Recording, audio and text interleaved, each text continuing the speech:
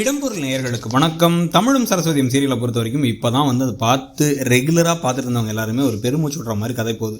ஹவாடா அப்படின்ட்டு. ஏன்னா வந்து கதையில் இன்ட்ரெஸ்டிங்கான விஷயங்கள் இருக்குது, நிறைய திருப்பங்கள் இருக்குது. நடுவில் கொஞ்ச நாள் வந்து பார்த்தீங்கன்னா மேக்னாவும் தமிழும் நெருங்கி பேசுகிறதும் நமச்சி அதை மறைச்சிட்டு இருக்கிறதும், அர்ஜுன் எவ்வளோ பெரிய குற்றத்தை பண்ணாலும் அவங்கள ஈஸியாக வந்து மன்னிச்சு வெளில கூட்டுறதுக்கு ஹெல்ப் பண்ணுற மாதிரி விஷயங்களை கோதை செய்கிறதும், திருப்பி திருப்பி வந்து என்ன இருந்தாலும் நம்ம பொண்ணு இல்லை, என்ன இருந்தாலும் நம்ம பொண்ணு இல்லைன்னு சொல்லிட்டு முட்டாள்தனமாகவும் கேனத்தனமாகவும் நடந்துக்கிறதும், ஏமா உன்னெல்லாம் எவ்வளோ பெரிய இடத்துல மரியாதையாக வச்சுருந்தோம், இப்படி நடந்துக்கிறியாமா அப்படின்னு கோதையை பார்த்தா நம்ம எரிச்சப்படுற மாதிரி தான் கதை போயிட்டு இருந்துச்சு. இன்னமும் கோதை மாறலங்கிறது வேறு விஷயம்.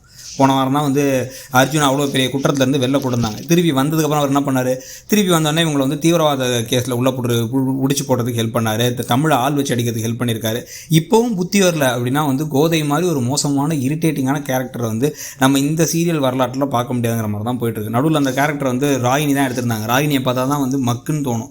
இப்போ அதை விட பெரிய மக்கு மாதிரி வந்து கோதை நடந்துகிட்டு இருந்தாங்க. இதில் இப்போ தமிழையும் வந்து நமச்சியும் அடிச்சு போட்டு இப்போ வந்து கேஸ் நம்ம வந்து பரபரப்பாக போயிட்டுருக்கு. கண்டிப்பாக மேக்னாவை கைது செய்ய போகிறாங்க அப்படிங்கிறது நமக்கு தெரியும். அப்போ அதுக்கு நடுவில் இன்னும் ஒரு பெரிய ஷாக் வரதுக்கும் வாய்ப்பு இருக்குது. என்ன அப்படின்னு வந்து பார்த்திங்கன்னா, அந்த கதையை சூடுபிடிக்க வைக்கிறதுக்கு மேக்னா தமிழ் அடிக்கிறதுக்கு ஆர்டர் பண்ணாங்க அப்படிங்கிறதுக்கான வீடியோ ஆதாரம் இருக்குது.